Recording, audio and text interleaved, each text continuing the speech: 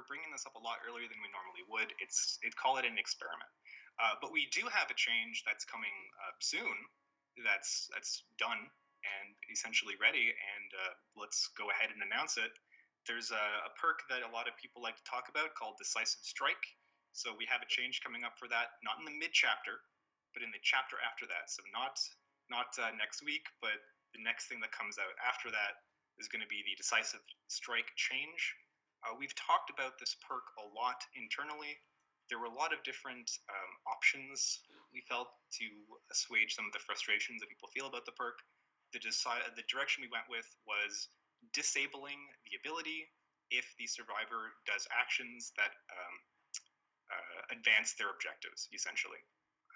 So it stays available until you've, let's say, done something useful. So if you're actually getting tunneled, you're going to be able to use DS. If you're aggressively repairing a generator in the vicinity, your DS is gone. Yeah, and when we made this change, we expect that immediate feedback will include a lot of questions about whether you can still use a locker. And we didn't take that one lightly. There was a lot of discussion about that one. We talked amongst the designers. We talked to some players about this.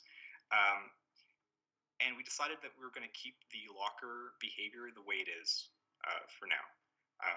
It's something that you do in a chase. It can kind of force the conclusion of the interaction earlier than it would otherwise.